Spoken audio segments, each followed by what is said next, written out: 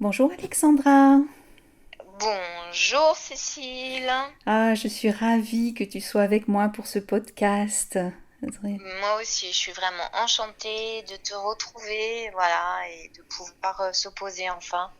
Oui, et puis discuter un petit peu plus avant sur des choses qui te tiennent à cœur. De toute façon, je vais commencer par poser ma première question.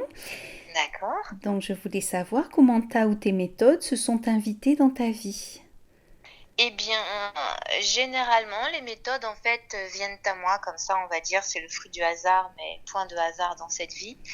Je cherchais en fait une méthode qui puisse lier la spiritualité, la psychothérapie et en même temps avoir ce côté un peu ludique afin d'amener un outil complet en fait aux personnes et le hasard a fait lors d'une balade sur Poissy d'ailleurs. Je marchais et je vois une pancarte avec marqué thérapie Vitos. J'ai été assez curieuse en fait je connais absolument, voilà, je connaissais pas. Et puis j'ai osé taper à la porte et je suis tombée sur une femme absolument adorable, Geneviève, qui m'a proposé de faire une séance pour voir ce que c'était. Et je suis tombée amoureuse en fait folle de la méthode Vitos parce que vraiment pour moi c'est un outil que j'estime assez complet. Et ce qui est beau dans cette méthode, c'est qu'on offre les outils en fait aux patients.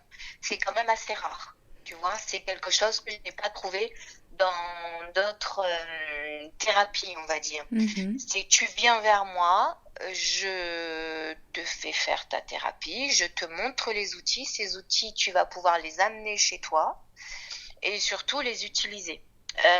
Et ce qui est beau aussi avec Vitos, c'est qu'au bout de, je sais pas, moi, imaginons, tu fais 15-20 séances avec une thérapeute Vitos. Si l'idée, en tout cas, tu es dans le monde médical ou thérapeutique, etc., si l'idée te prend, en fait, de vouloir te former à cela, en tant que thérapeute, on peut offrir ces outils. Donc, au bout de tant de séances, il y a une validation de tes acquis et tu peux ensuite proposer en fait la thérapie Vitos, bien entendu sans remboursement ni quoi que ce soit. Mais en tout cas, c'est ça qui est beau dans cette méthode, c'est que c'est l'accès total. Il y a vraiment un transfert, un échange en fait, voilà, de données du patient vers la thérapeute comme le thérapeute vers le patient. C'est quelque chose que je trouve de très équilibré Mm, et très humain aussi à la fois. c'est Donc ça vrai. me convenait parfaitement. Ouais, Parfait. ouais. Parfait. Mm, mm. Ok.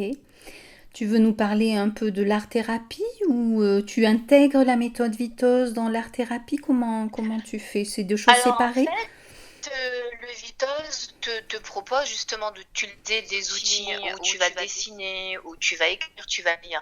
Mais comme de toute façon, moi, ça fait plusieurs années que je crée des ateliers justement d'art-thérapie, des ateliers créatifs, j'ai intégré déjà ce que j'avais en ma possession avec en fait cette méthode Vitos. Donc en fait, là au niveau des ateliers, c'est beaucoup plus ouvert, c'est beaucoup plus ludique. On va pouvoir faire de la lithothérapie, on va pouvoir faire des tableaux de visualisation, on va pouvoir faire même de la danse thérapie, du moment en fait que ton corps s'exprime et Mhm, surtout ta créativité s'exprime, mhm. c'est un moyen en fait au cerveau de se déconnecter et du coup d'être dans l'instant présent, ce qui est Oui. quand même très important.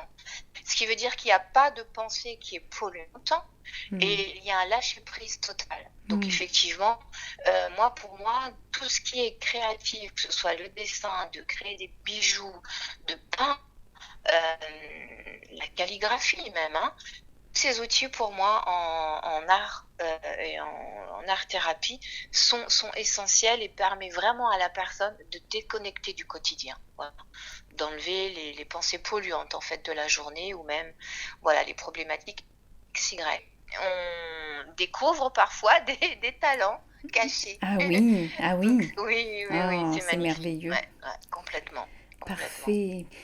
Bon, alors deuxième question, on passe à un autre sujet. Quel est ou quel fut ton plus grand défi? Mon plus grand défi, je vais dire que j'en ai eu plusieurs, ça a été à chaque fois de déménager et de recréer en fait ma bulle créative et ma bulle thérapeutique je dirais que le plus grand défi a été Maurice, malgré tout. Voilà, si je D'accord. fais oui. Si je retourne en arrière, je me dis que l'île Maurice a été la plus belle histoire, mais aussi le challenge le plus compliqué, le plus dur, parce que Mmh. derrière la carte postale, il y a quand même tout un système qui est extrêmement complexe, parce que là, on Mmh. est dans une communauté hindoue, donc un petit peu dur avec les femmes, donc vraiment, il y a fort à faire au niveau de la pauvreté.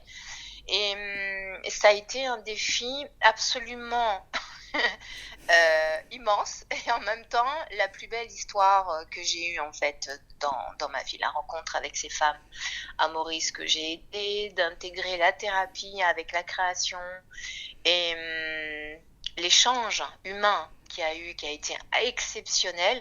Mais le plus grand défi, c'est on est sur une île qu'on ne maîtrise pas parce qu'elle est anglo-saxonne, avec des codes bien spécifiques, D'accord. avec une pauvreté excessive, avec de Mmh. la violence féminine excessive. Et donc, en fait, quand on arrive en tant qu'expat, on doit garder cette humilité. Voilà.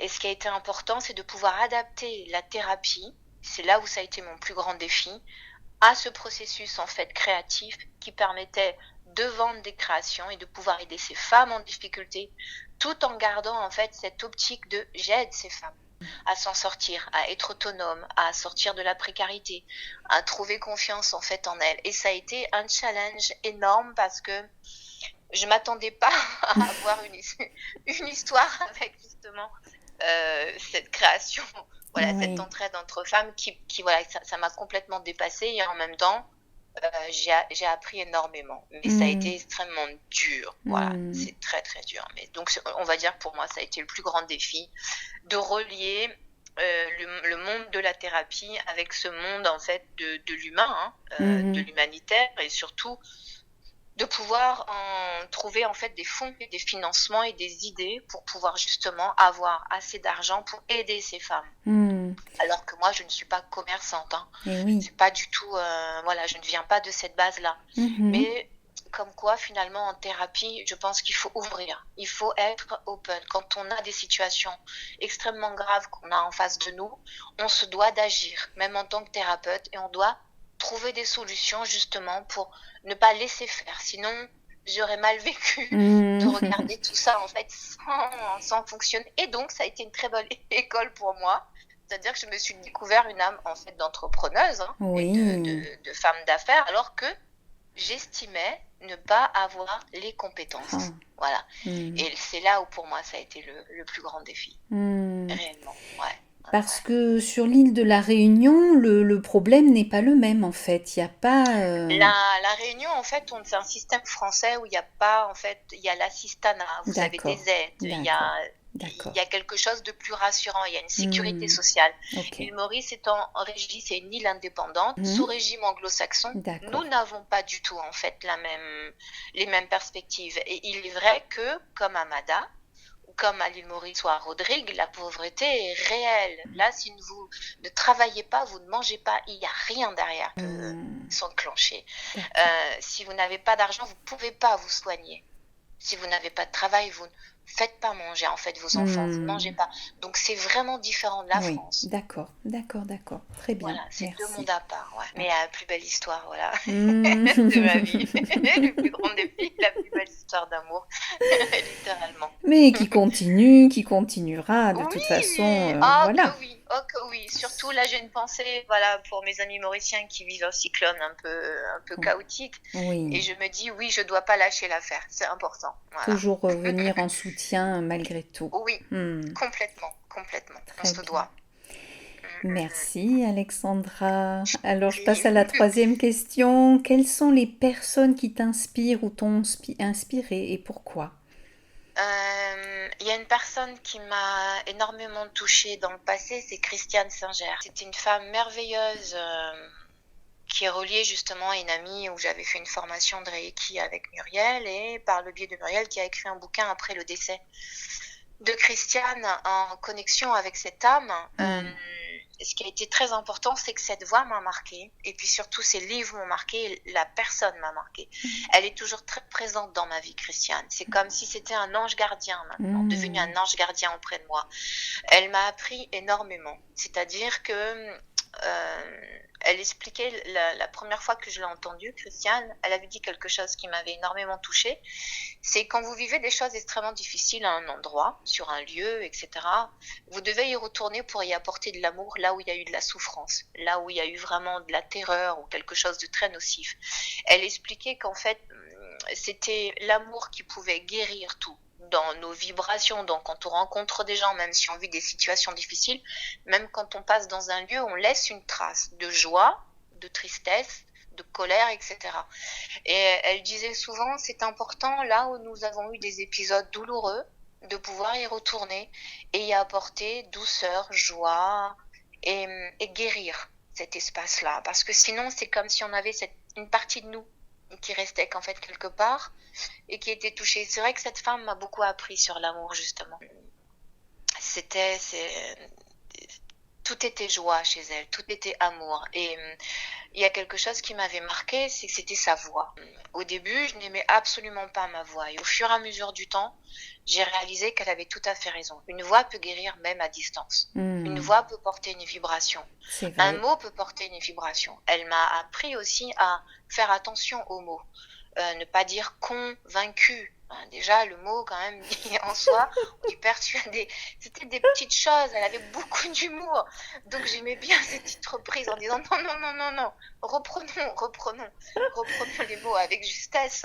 Et elle offrait tout. Et même quand elle était à l'hôpital, extrêmement malade, avec son cancer, etc., ce qui m'avait marqué, c'est qu'elle a continué de transmettre. Et elle a dit avant de mourir, je continuerai de transmettre même quand je serai partie. Et Muriel, en fait, Hermès, a écrit en canalisation avec l'âme de Christiane, en collaboration aussi avec le mari, en fait, de Christiane, etc. D'accord. Et donc, on a été extrêmement touchés parce que c'est là où on s'est aperçu qu'en fait, qu'elle continuait de transmettre, même de là où elle est.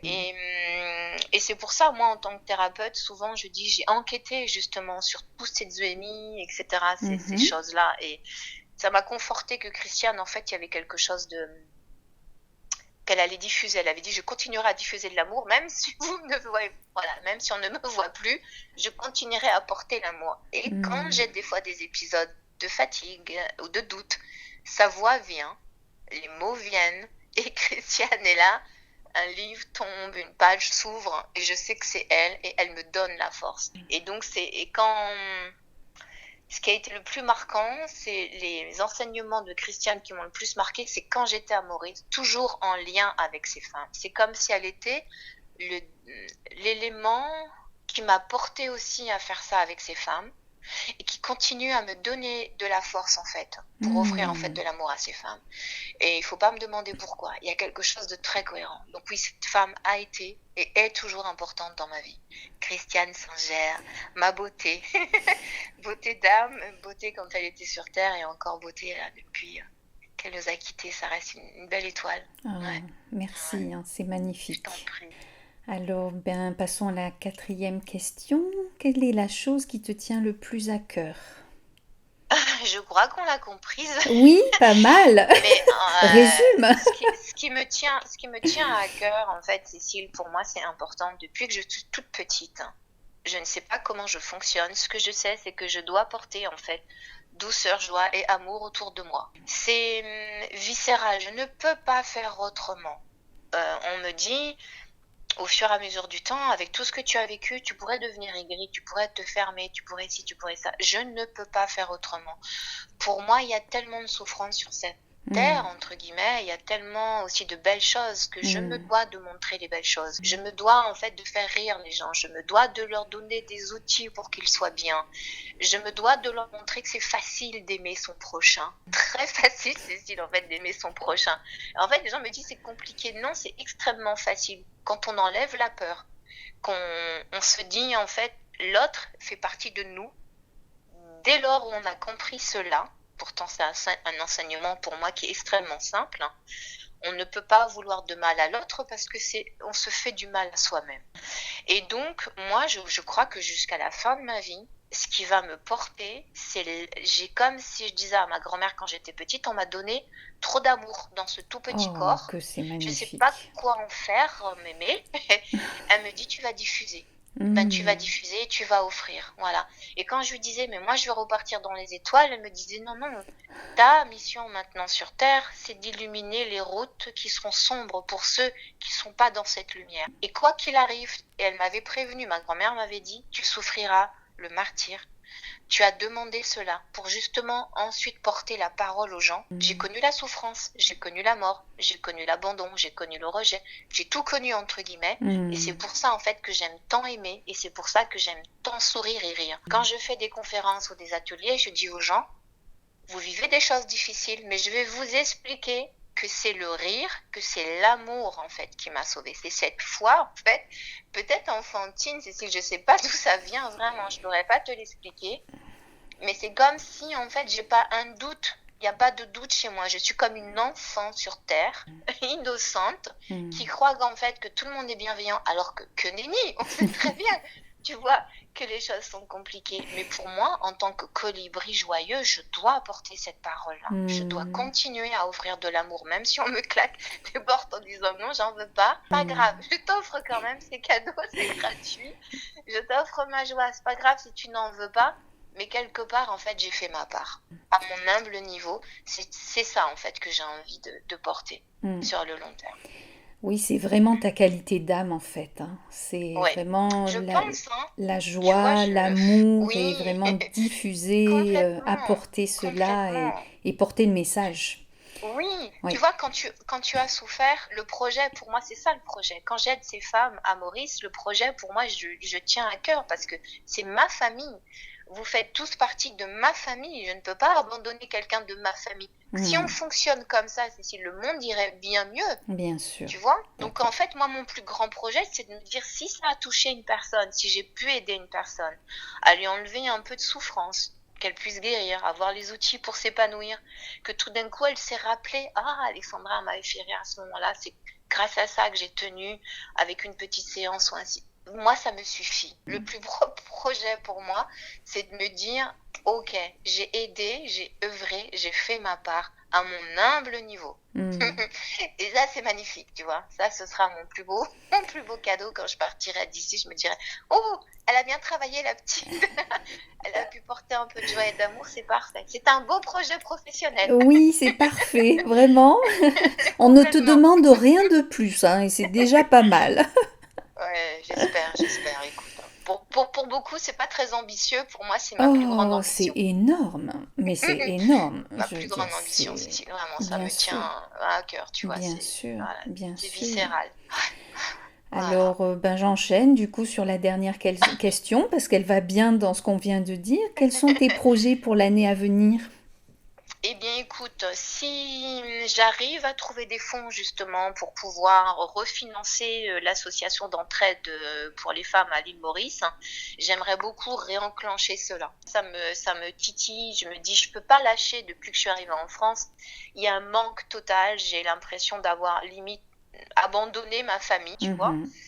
Mais j'ai envie de réenclencher cette énergie. J'ai Mhm. envie de montrer en fait au monde qu'on peut créer des belles choses, on peut s'entraider entre femmes, ou même, vois-tu, moi j'ai commencé avec les femmes, mais il y a aussi les enfants que j'ai aidés, il y a les Mhm. associations d'handicapés que j'ai aidées à l'île Mhm. Maurice, tu vois, je t'en avais pas parlé, mais Non. ça aussi je l'ai fait. Donc pour moi, tout est intimement relié. J'ai Mhm. vraiment envie de réenclencher ça, donc il va me falloir trouver, tu vois, ou des subventions pour l'association, ou des dons, et m'y mettre 3 mois, là, tu vois, sur 2024, renclencher une petite collection, la porter ici, et réinjecter, en fait, parce que ça, j'y tiens absolument. Et si après, tu vois, je peux agrandir sur Rodrigue, Mada ou certains pays que j'ai traversés et connus qui sont aussi en souffrance avec un savoir-faire de ces femmes magnifiques, tu vois, dans la Oh. créativité, la création et Mhm. l'artisanat. Oh, j'aimerais beaucoup, t'imagines, ça serait sublimissime. Donc voilà mon Mhm. grand projet Ah, 2024. ben écoute, alors on fait Ouais. nous aussi tous les souhaits en ce sens, hein. Je veux dire, on Ah va oui, apporter ah ce j'aimerais. souhait avec toi. Ah ouais. C'est Ouais, merveilleux. ouais, j'aimerais beaucoup.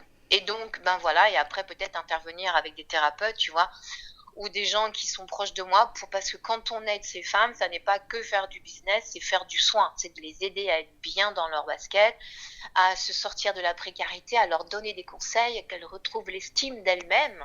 Et ça, tu vois, voilà, c'est de créer le lien aussi avec des amis qui sont dans le domaine, pour pouvoir porter haut et fort les couleurs de l'entraide, voilà, entre femmes qui n'ont peur de rien et qui pensent que ce monde est merveilleux quand on est unis, voilà, tous ensemble. Ah, ça sera le mot de la fin, hein. Vive l'union. On est Oui, beaucoup l'union plus fait la fort. force. L'union des colibris. Oui. Oui, oui. Moi, je pense qu'on est bien plus nombreux qu'on le pense. On le dit pas. Parfois, on se dit on est tout seul dans notre coin. Mais c'est faux, Cécile. En fait, on est bien nombreux. Et j'aimerais que l'union des colibris soit de plus en plus... voilà, que ça prenne une ampleur et une amplitude encore plus, plus grande. Oui, je pense vraiment que ces dernières années, on voit plein de petits colibris qui font leur part, c'est vrai, de plus en plus. Mais bon, il y a tellement à faire, hein. Il faut plein de colibris. Déjà dans nos microcosmes, on va déjà commencer, tu vois, sur ce qu'on a autour de nous. Mais c'est bien quand même, ça montre l'exemple, on fait juste notre part. Et si ça inspire d'autres personnes, c'est merveilleux. Oui. Voilà. Merci Alexandra pour ton inspiration. Merci, c'était magnifique. Toi aussi, t'es un colibri adorable. On essaye, on fait tout ce qu'on peut. Oui, en tout cas, merci de ta confiance, merci de ta bienveillance. Ça fait du bien en fait de voir voilà ce beau projet en fait que tu as mis et que tu mets en place avec énormément de cœur. Et moi, c'est pareil, je te souhaite de resplendir et de continuer en ce sens parce que on a besoin de Cécile aussi. Donc, merci. Mais voilà, mais grâce aussi à ton intervention, tu vois, vraiment, ça enrichit sur l'éphéméris. Chaque praticien enrichit de ce qu'il est, de ce qu'il veut donner au monde. C'est beau, hein. C'est merveilleux. C'est beau. Je suis vraiment ravie. Ouais. Merci beaucoup. Tu nous crées une bulle de douceur. Merci, Cécile. À bientôt pour le webinaire. Merci. Oui. Merci Alexandra. Au revoir.